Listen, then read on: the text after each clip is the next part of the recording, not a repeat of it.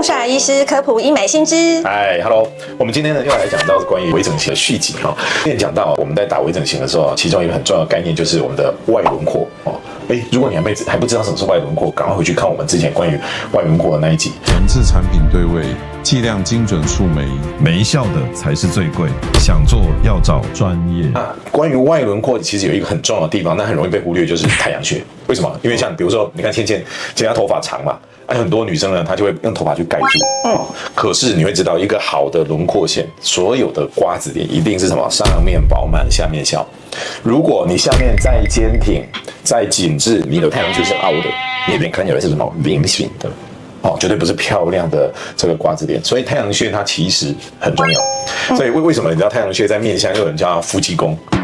夫妻宫，因为一个瓜子脸的脸型，当然你就比较有好的姻缘，比较有异性缘，比较有桃花运嘛那其实这个太阳穴它就显得很重要。那太阳穴它的重要性还有一件事情，你可以想象一下，它在我们的脸的最外上侧，所以的确太阳穴凹陷的人呢，你会想象一下，这里就好像少了一个定住的装置。如果太阳穴凹的人呢，其实它本身的组织呢，的确会比较容易下垮。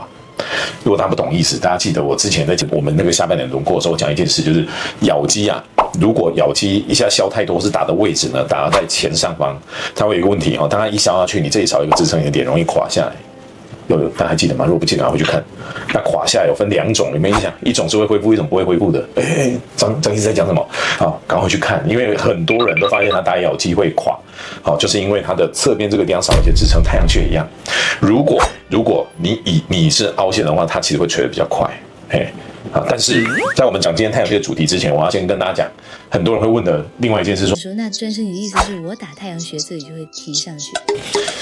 坦白说，如果你已经是垮下去比较多了，你打太阳穴，它上提的力量其实是不太够的。所以我都会跟客人建议一件事：太阳穴，你最好在你脸下垮之前，你的太阳穴我们维持它一个饱满的状况，把它撑在那里。你的脸会比较不容易下垮。可是如果你已经下垮厉害，你才回来想说，那我打太阳穴就可以把脸拉上去了，其实是不太可能。你自己看我们这里太阳穴这个地方，我们怎么用力拉？我们用对不起你看清之后，我们这里不管怎么用力拉，它只有眼睛会动，但是它下面动的幅度就很弱。所以如果你中下脸已经垮得厉害了，才想说我靠打太阳穴来提升，其实效果有限。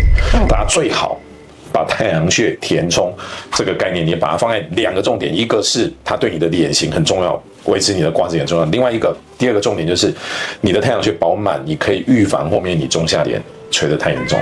好，那接下来大家其实最喜欢听我讲一些关于结构还有美学的问题因为其实我们一定要知道结构，我们要知道美学，打这个微整形做出来好看。我们来看一下太阳穴夫妻宫这个地方，我们叫做颞骨，有人叫它颞窝。很多人打太阳穴都很害怕，为什么你知道吗？那个针这样戳，这个叫什么？对，很多电影要演举枪自杀都会打这里。真的有个人说我打这里我会不会死掉？其实大家可能都说一件事，你知道为什么拿枪要打这个地方吗？因为直接打中脑部。对，你看芊超聪明，对，打中脑部，而且打中血管，这是对的。因为太阳穴呢，打这个地方下去，它打到我们的脑这个地方有一个血管叫做大脑中动脉这是大脑最大条一个动脉之一，打中它，哇，那个血管在脑袋里面爆了，就一定没救。可是微整形的时候，我们打这个地方，放心，不是要打到脑里面，因为它里面有这一块骨头。有这块骨头，你的针是不可能穿过骨头的所以它没有你想象中说之前客人说打这个好像跟举枪自尽一样你听完很安心，对不对？可是我们再看这个图，这个图大家看会害怕吗？其实太阳穴的构造比大家想的要复杂太阳穴总共有10层的构造。10层构造，其实我之前在很多讲这个脸上结构，我都跟大家讲我们的脸、我们的脖子，不管是上颚、中脸、下脸、脖子，通通都分成3层：浅层、中层、深层。那张医师你怎么现在跟我说它有10层？这10层里面呢，其中有几层呢？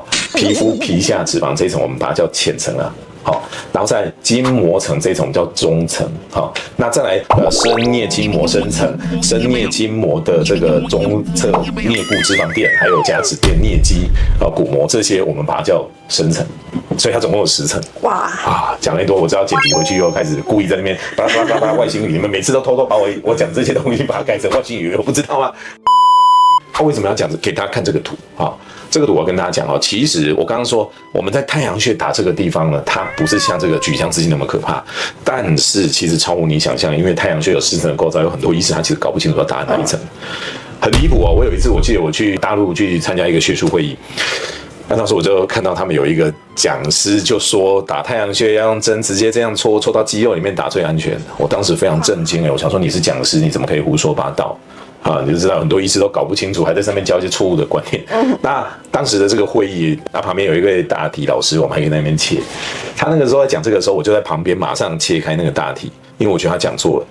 然后他下台的时候，我跟他说：“好像不是这样，你看这个里面有很多血管很危险。”当时他的脸色很难看，然后旁边他们其他医师就把我拉开，说：“对，在我们这里你不要这么直接讲真话。”其实，但是我觉得学术这个东西其实很重要，讲真话很重要。没错。那其实太阳穴这10层的构造，基本上有9层是不能打的。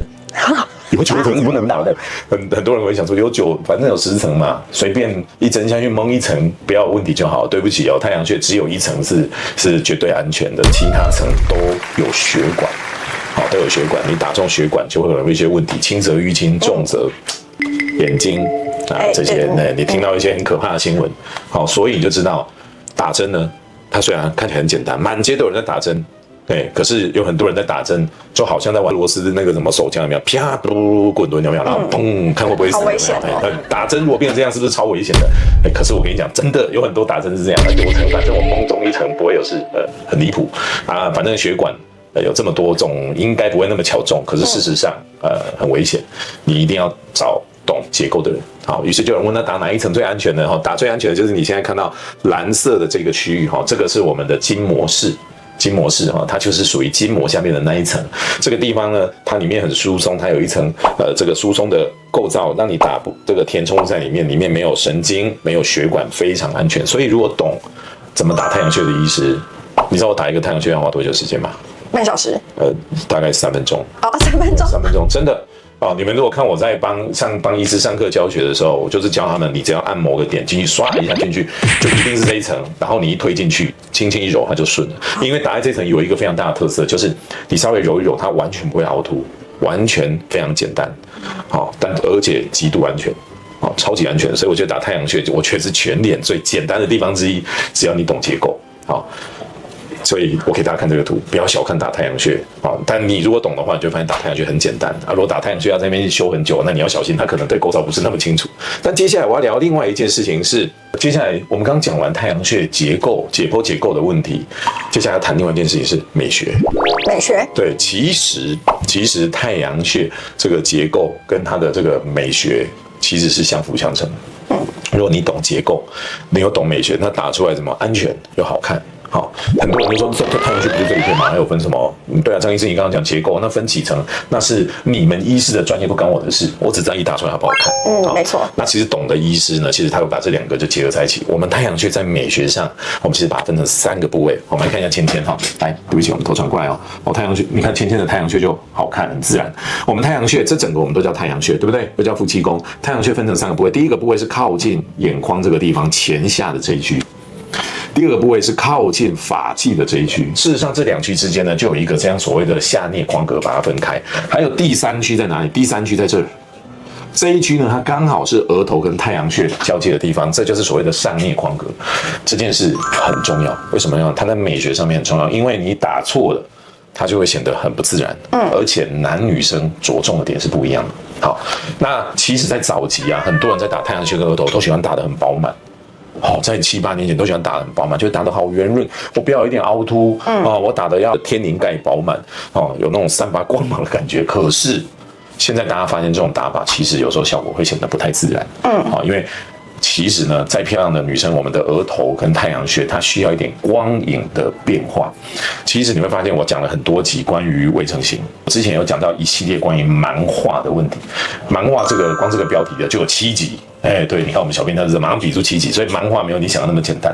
你常常看到有些 short 的影片跟你讲，蛮化打什么降解酶或是消脂就有用，很多都骗人的，因为事实上有很多的填充物，降解酶消不掉，抽脂只会把你原本正常脂肪抽掉，留下那些你不想要的东西会更糟。所以想要知道漫画怎么回事，赶快去看那7集。那其实我在讲漫画的时候，一直讲到一个叫光影的变化。这光影的变化在医学上我们叫做 topography， 我们的太阳穴也有这个 topography， 其中一个非常重要的 topography 就是我刚刚讲的上颞眶隔这一区，也就是太阳穴跟额头交界的地方。早期我们很喜欢把这个地方填得很饱满，让它整个是顺过去的。可是现在会发生一件事哦，这一区呢，其实不应该填那么多。那早期呢，很容易忽略关于发际旁边的这一块。后来发现一件很重要的事情，如果你希望你的太阳穴是有点立体感的，有一点折叠度的，你的太阳穴是这个角度，是往后面饱满一点，而不是前面很饱满。如果前面很饱满，你这里一坨，你看起来会很馒头。也就是你靠近发际后面那个地方，它是需要多一点的填充。我们来看一些案例，我们来看，这是一个男生，这个件事对男生特别重要。你看那些男生们，他的脸它都是有一些棱角的，跟女生不太一样。那太阳穴的棱角的重点在哪里？其实是在眼眶骨的外侧缘这个地方。所以特别是男生的太阳穴不要填得太靠近内侧，就是我刚刚讲太阳穴分3区：眼眶骨内侧、发际的外侧跟我们的额头跟这个太阳穴交界的这个上侧，分成内外上。好，男生的内侧靠近眼眶骨就不要填太多，填太多你这个眼眶骨这个没有显现出来，是这样吗？你看这是不是像一个这个 C A B C D 的 C 这样？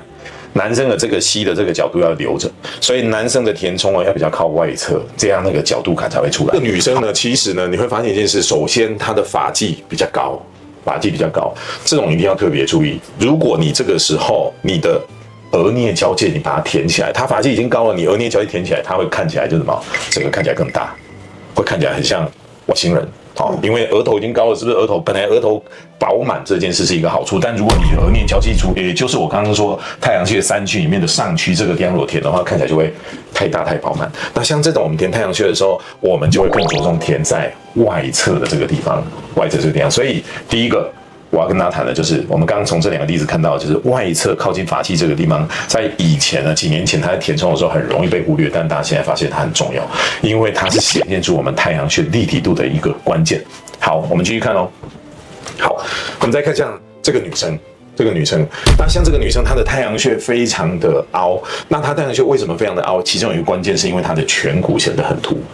它颧骨全很凸，这个时候如果你只是单单把它外侧这个填起来，一定是不够的。我之前很多微整形讲过的观念嘛，我们现在谈论的是微整形哦。如果你今天骨头凸，那你要怎么去改善这个骨头凸的感觉？如果你今天是在讲削骨，我们把骨头削小一点，那是不是就改善了？可是微整形没办法把骨头溶掉啊，没错，我们现在没有化骨绵掌嘛，对不对？那怎么办？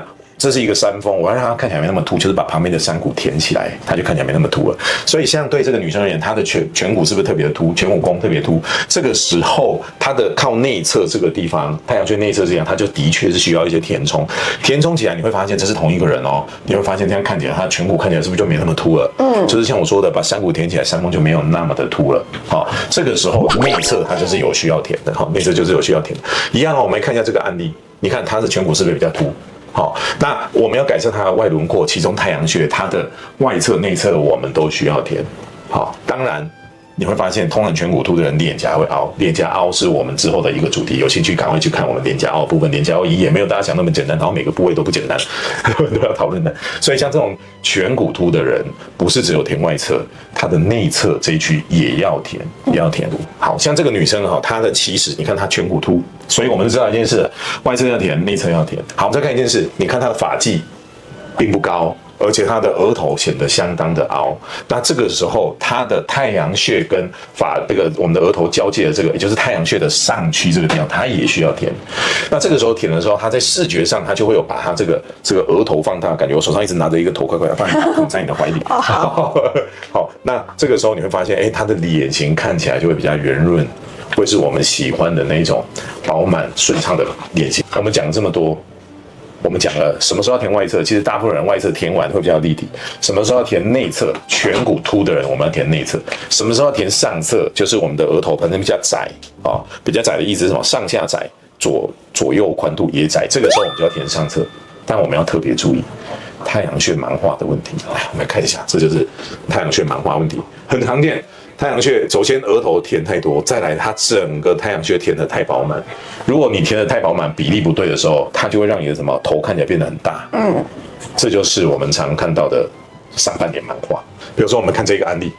这个案例呢，他的发际是不是已经很高了？好，这个我是抓其他诊所他们的图啦，他们可能觉得很得意哦，填完了哇，好饱满哦。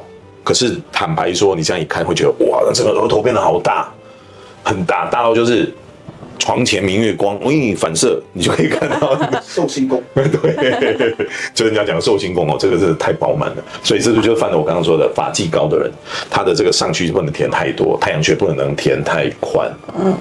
好，你现在就知道很有趣。你如果懂结构、懂美学，它打出来第一个安全，第二个打出来才是符合比例的，就显得非常的重要。我们再看，好，它是不是也是发际高？好，你看填完以后，这是以前填完以后，可能这间诊所很得意这样的作品，可是我们看起来只会觉得哇，整个比例是不符合比例，而且整个看起来很蛇精，因为上面太大了，对，太圆太长了，这就是我刚刚说的哈。所以我们在打每一个部位的时候，我们要考量它的整体。然后考量它的细节，考量它的深度，这样它打出来它才会是自然的。好，今天我跟大家讲的这个关于太阳穴的观念，太阳穴它是外轮廓一个部分，而且它很重要。第一个重点复习一下啊。如果呢，你的这个太阳穴凹陷，你的脸再怎么尖，它还是菱形的。第二个重点，我们希望在你脸下垂之前，太阳穴补饱满，不要等到它下垂以后，你再补太阳穴，上提的力量也很有限。好，再来，我们要知道填的层次是哪一层，然后在美学上，太阳穴分成3区：外侧、内侧、上侧，什么时候该填，什么时候不该填。欢迎科普医美新知。今天又到了微整形一集新的节目啊，我们这一集要讲下巴。哇，我跟你讲，其实华人的女生超爱打下巴的，可是打下巴其实有好几件要注意的事情哈。我一直在讲微整形呢，要建立在结构的基础上，然后做到美学的比例啊，这件事非常重要。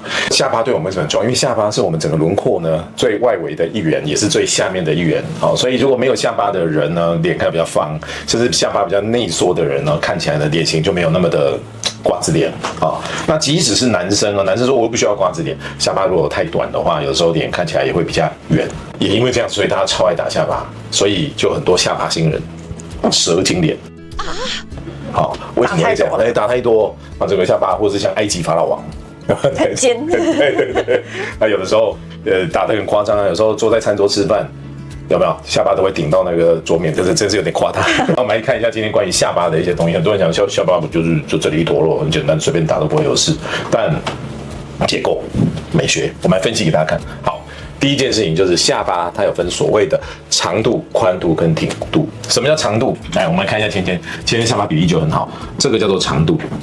好，那长度呢？它有一个基本的概念，就是大家都听过三庭五眼嘛。每个人听过什么叫三庭五眼？就是我们的额头发际到我们的眉心这个地方，如果是1，眉心到我们的鼻头大概是1，鼻头到我们的下巴大约也是1，1比1比1。好，这个是我们最常用的一个这个比例。我们要讲更细一点了。我上次你记不记得我们在微整形最前面的1、2集，我们有提到一个面具。那个就是黄金比例的面具，我是说这个黄金比例面具是欧洲人做的，一样哦，1比1比1比1，古书就有写到这个三庭五眼哦，就有写的这个比例，认为这是美人的一个标准。但是因为现在的美学观点喜欢脸比较窄长型的，所以坦白说1比1比1对很多女生而言，以现在的美学观点都觉得有点不太够，所以下巴通常还要比这个1要多一点点。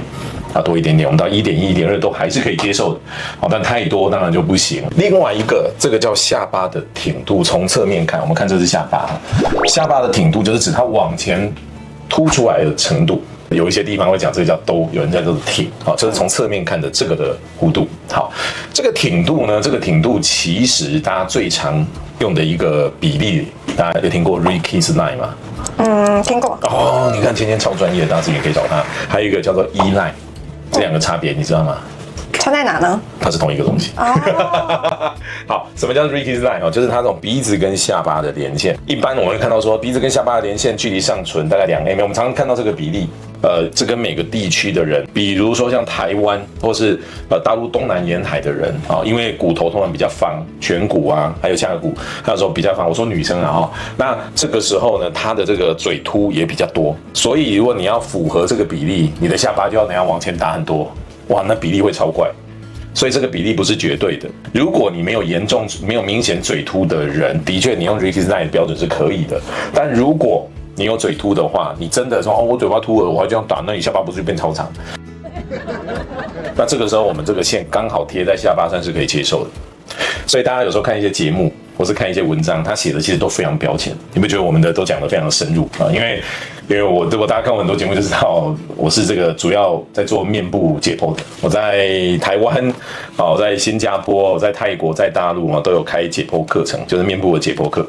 在医学院里面也有开这个面部的解剖课，所以我对脸上的结构特别的了解。好，那这个就叫做我们脸上的这个下巴的这个挺度。好，所以这个比例我们不是很制式化，我们有时候要看每个地方种族不同。像我刚刚讲到骨头的问题，对不对？就没人注意到。讲到嘴凸的这个问题，很多人都会忽略到它。这里又延伸出来一个问题，就是这个下巴的挺度跟双下巴的关系。待会儿我们会来特别讨论。第三件事情就是下巴的宽度。其实每个人下巴会有2个凸点，当然对于女生而言呢，通常下巴不会这么方，它会比较尖一点点，但这个地方往往还是会有2个小小的角，这个叫做下巴的宽度。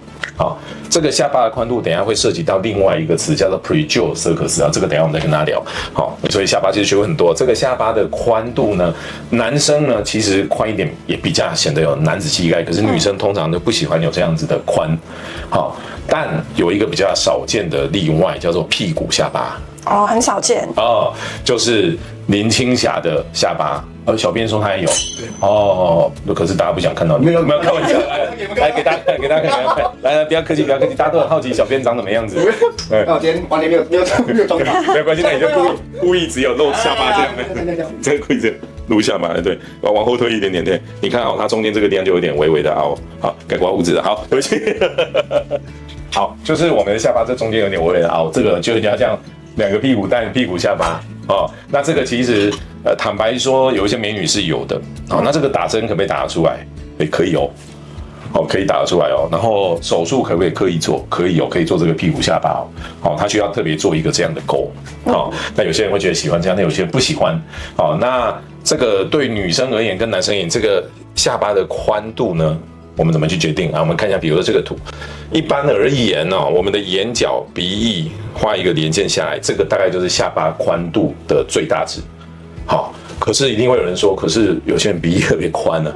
好，鼻翼特别宽，所以这又回到另外一件事哦，鼻翼它正常比较好的比例是什么？鼻翼跟鼻头的比例是1:1，所以如果今天鼻头比较低的人，他鼻翼呢？也不能太宽，不然看起来是很扁。好，所以啊，比如说我们看芊芊，我们先看她的鼻子，她的鼻子比例很好，她的鼻翼的宽度跟她鼻头的高度大概是1:1。那这个时候，我们就可以先知道她这个鼻翼的宽度在比例上是可以的。所以这个时候我们再画一个连线，就是眼角到鼻翼的这个垂直，这个连线过来，这里，她的下巴宽度就在这个连线的内侧。那这样她的下巴宽度可能就很好。不然很多人哦，他打下巴已经打到走火入魔了。打到他都变成萨诺斯了，好可怕，都变灭霸了，对不对？为什么？因为他没有注意到宽度的问题，他就一直想往这里灌，灌多了就会制造了一个灭霸，制造了一个萨诺斯，然后还会延伸到我们后面讲这个2个人往下掉的这个问题。所以你用鼻头的高度，然后把它变成鼻翼的宽度，画一个连线的时候，你的下巴会不会太宽？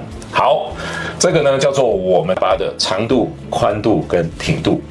接下来我们要讲其他几件事。首先第一件事非常的重要。好，很多人都只在意下巴，觉得下巴只要填起来，它轮廓就会好看了。事实上，我之前在我们这个微整形在讲外轮廓的时候，最前面一个总纲就讲一件事。好，处理你的整个外轮廓是有顺序的，其中你的嘴边肉要比下巴先处理。好，如果你的嘴边肉没有处理，你直接填下巴会发生什么事？我们看这个图，在网络上图，这个女生很明显，这个下巴还有填。填出来，我们首先发现一件事情啊，当然她眼角被挡住。我们如果眼角跟鼻翼画个比例，其实她的下巴已经打到有点太宽了，因为我们为了保护当事人嘛，已经有这个图了，但这个鼻翼有点太宽了。第二件事，你发现她的嘴边肉，你这样一看起来，你就觉得她的下巴跟嘴边肉是不是这个比例非常奇怪？很多人他会希望他的脸 V， 他只想到加下巴，他没有在意到嘴边肉，甚至有很多的诊所一进来说，我想要脸 V， 第一件事干嘛？打咬肌，再打下巴。那这个就可能会犯一个错，打咬肌，这脸会从方形变小。记不记得我前面微整形有讲过，咬肌这个地方叫面颊，面颊大，脸会方。可是我们的脸颊还有前面半部叫口颊，口颊垂，脸会 U。如果你今天打咬肌，你没有在意到你的嘴边肉，你嘴边肉还是这样一块，然后你又给它打下巴，你不觉得这看起来整个比例超奇怪吗？就很不顺畅。你打完，你有觉得它 V 吗？你不会，你只会觉得它下巴很突兀，它脸型看起来很奇怪。我们再随便举个例哦，你看这是不是又是一个例？很明显，不用我讲，有眼睛都看出来，这个下巴绝对是打上去的，这不是正常的比例。好，那你看它嘴边肉还在，你会觉得这样的比例非常的奇怪。过多了，过多了，而且下一件事情。如果这个时候他突然想到，对，好怪哦，我这2块我应该去解决的，结果他一拉，这个地方脸一拉上去，下巴是不是又显得更凸兀？所以这就是我之前在那个节目里面讲的，打下巴之前一定要先处理嘴边肉。你的嘴边肉没有处理，你那时候打下巴，你打出来的比例就会非常明显的不对。尤其啊，本来我们看这个比，虽然没有它上半段，但你一看就知道这个很明显已经远超过不是1:1或者1:1.2，这个应该已经1:1.5了。那为什么会关这么多？有可能是诊所为了赚钱拼命想要打啊，想要打1支，然后想要打3支，有可能就是说，打完我觉得我脸还是圆那再多打一点，还是圆，再多打一点，就打那么尖。但你觉得他脸有 V 吗？没有，因为他嘴边肉没有处理。所以打下巴最重要的第一件事情是一定要处理口夹的嘴边肉，一定要处理口夹的嘴边肉。事实上，甚至口夹嘴边肉比你的咬肌甚至顺序要更重要。好，在处理外轮廓上面。好，这大家很容易忽略，所以我常看到很多人来用这样，然后才来拉脸，我就会看说，我可能拉完脸，你的下巴也需要降解一下，好，因为比例不对了。好，再来下一件事就是下巴跟双下巴。好，那下巴跟双下巴为什么很重要？我们来看几件事情哦。我们来先看这个女生，她五官非常的漂亮，她的下巴也有，她的比例下巴是对的哦，不管是长度、宽度或挺度。可是你会觉得这个轮廓因为有这个下巴要好看吗？其实没有，因为它下面多了一个双下巴。好，它虽然上面都非常精致，但是当它有双下巴的时候，这也是很多人会以为我只要把下巴打出来，它的轮廓就会好，它忽略了双下巴。我们来看一下这个图，这里有一个叫做颈合角。颈合角是这个角度，颈合角就是下巴往后面连线到我们脖子这个角度，这叫颈合角。当这个地方有一个带子的时候，就是双下巴的时候，你下巴再怎么长，它的轮廓线也不会好看。好，所以你会发现一件事，我们在讲下巴，我们要打造我们的外轮廓，讲到下巴的时候，我们要在意嘴边肉跟双下巴。这个事情就显得很重要。你看，这也是一个例子哦。我们看这个比例就知道，他的下巴我们都不看这个，光看下巴，他下巴好不好看？好看的，挺度还有它的形状、宽度都是好看的。但有了这个双下巴，它就破坏了它整个该有的轮廓的美感。所以双下巴跟下巴比起来，这2件事都很重要。哇，那很多人当然就说，那有没有什么好方法？有几种方法可以解决。如果你今天呢，你要用微整形，用简单的仪器，我们可以在这边打电波。再来处理你的下巴，这是一个方法。那如果你的状况，比如说你的比较厚，这个时候你打电波力量可能不够，好，你打这些都不够，那怎么办呢？我们可以溶掉一些脂肪。可是很多时候抽完脂肪不是会松吗？那像我们就有一种方法叫八字美人线。关于八字美人线的影片，在这边到时候大家可以再去看一下。八字美人线呢，就是我们用几个小针孔，我等一下就有一个要做，我们把一些多的脂肪溶掉，然后同时用八字环绕线的方式，可以把整个轮廓拉出来。那抽出来的脂肪不要浪费，你可以拿回家炒菜，但没有人敢吃，对吧？我们来填下巴，那就一举两得。好，那也有人说，有没有什么方法可以把它是那种可以维持10几年的？有，好，或者是有些人就是说，张医师，你刚讲溶脂针我也打过，抽脂我也打过，双下巴还是很大，那你要小心，为什么会这样？因为这代表你的问题不是皮下脂肪问题，你的是深层脂肪问题。下巴也是有深层脂肪的哦。关于下巴深层脂肪的，我们有一整集的节目在讨论这个，来我们来看那一集。这种深层脂肪它跟体重无关，所以我做很多来做这种手术的人，他是有的是健身教练，有的是他本身体脂很低，他体脂再低，这里很大，就像有些人身体很瘦，但脸还是很凸。我们都知道脸那个很凸叫做婴儿肥，对，婴儿肥就是一种深层脂肪。那这一种有些人体脂很低，这里还是很大一块，那个叫下颌脂肪垫。好，那这个脂肪垫它也跟体脂无关，它唯一解决方法，它抽脂。打这个消脂针，然后或者是用各种仪器都不会有用的，因为这个深层脂肪它是在筋膜更深的地方，它就是要用手术用一个小伤口把这整块拿掉不要浪费啊！一样我们可以把它拿来垫下巴，而且它的维持率非常的好，它的效果跟地方假体差不多。那是不是同时解决了双下巴，又解决了下巴？所以这是一个非常好一举多得，而且这种手术它效果可以维持超过15年，哇，很长，很长效，所以 CP 值很高，对，很划算。所以讲到下巴，一定要考虑到双下巴，很重要。再下一个就是下巴跟嘴凸。其实我刚刚讲了，像东方人特别是东南沿海的人，有很多有嘴凸的问题。嘴凸有少部分人是因为龅牙，有人叫牙龅，但其实现在这种，因为大家会在意牙齿的形状，所以现在是比较少见。现在很多人比较多的是骨龅。什么叫骨龅？就是这个地方的骨头太凸，上颚骨太凸，不是牙齿哦。牙龅的话，龅牙是指这里的牙齿往外翻。那骨龅是牙齿一样是垂直往下的，但这个骨头往外凸，那看起来就有点小鸟嘴。好，那这一种骨龅要解决一个方法就是正颚，把这整个骨头切开往内推，但有些人不太能够接受这件事嘛，把它抱在怀里还要保护它。好，那另外一个方式，如果要用微整怎么解决？第一件事情就是填下巴。你看，本来有骨龅的人，把下巴填起来，它看起来是不是好很多？好，那像有些人呢，他的嘴凸比较明显这个是我小姨子，我老婆她妹妹啦那他的骨龅比较明显的时候，就不是只有填下巴我们的法令纹这要处理一下，鼻子垫一下，苹果肌垫一下。关于嘴凸怎么处理这件事，我们这里有一期专门的节目，大家有兴趣可以去点来看。好，嘴凸不手术的方法要怎么处理？然后嘴凸想要手术持久一点，但不想削骨的方式有怎么处理？我们都有很详细的分析。所以嘴凸的人，这个时候如果你下巴又短，它会显得更凸。或者是它本来没有很凸，因为下巴太内缩了，内缩就是它的挺度不够的时候，看起来也会比较凸。所以下巴的挺度够的话，就可以改善嘴凸。这个原理跟我之前是不是讲一件事？一个山峰如果很高，要么你就把山峰削掉，要么就把山峰旁边的山谷填起来。那你觉得这里很凸，你不想要把它往内削掉，那就是把旁边的山谷填起来，你的嘴凸就会改善。好，你看这也是一个例子，是可以改善这个嘴凸的感觉。你看有这样，是不是觉得嘴巴比较凸？你看是不是就好很多？好，再来还有一个大家常常会忽略的问题，甚至很多医师根本就不知道这个词。对不起，这个中文我不知道怎么翻，因为没有名字。这个叫 prejoe sulcus。什么叫 prejoe sulcus 听好学问。大家有没有注意到，很多人他填完下巴以后，这里有一个这个凹，有看到吗？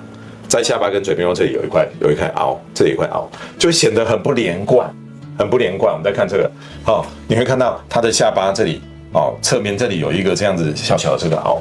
那通常其实这个凹很多人都有。那我们要怎么去让你的下巴那个连线看起来是直线的好看呢？它就是几件事要注意。第一件事，你的下巴你的挺度跟长度不能过头，要符合比例。你只要一过头，像其实这个就填太多，一过头这里就会显得凹。另外一件事，我刚讲了，嘴边肉一定要处理。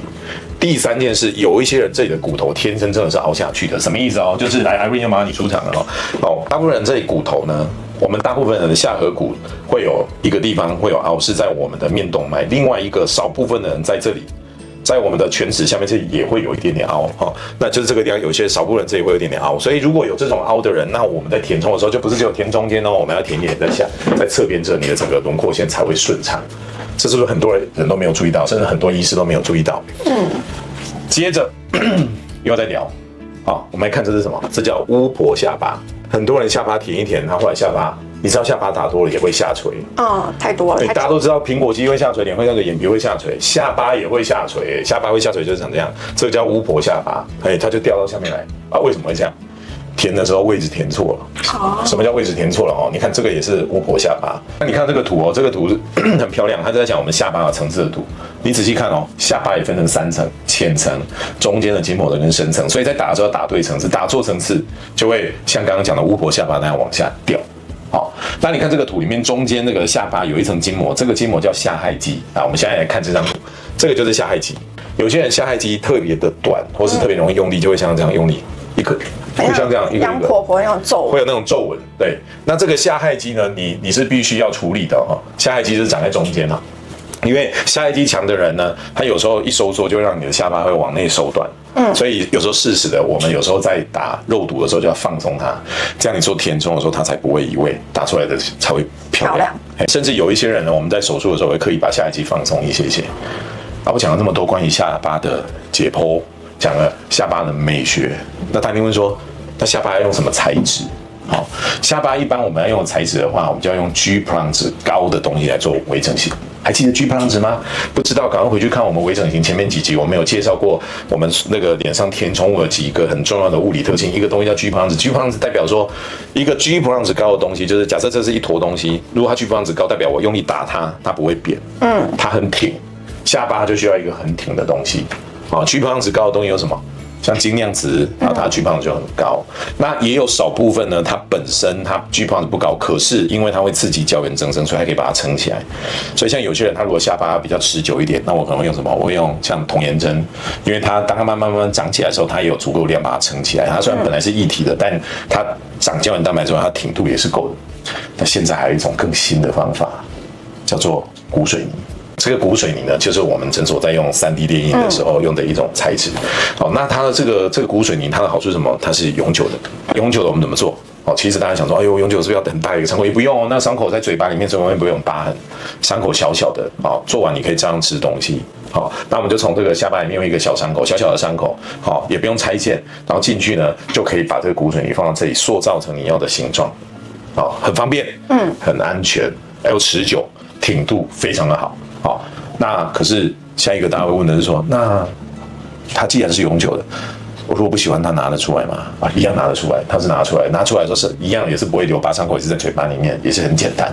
好，所以我还蛮喜欢用这个材质用的，因为我觉得它对客人它的满意度很高，对，然后 CP 值也高啊，很多人还不知道这个东西啊，所以我今天特别介绍啊。如果你要用下巴，除了我们传统应该用精量瓷，有些人会用一点童颜针、玻尿酸啊，这个3D 电影骨水泥也是一个非常好的选择。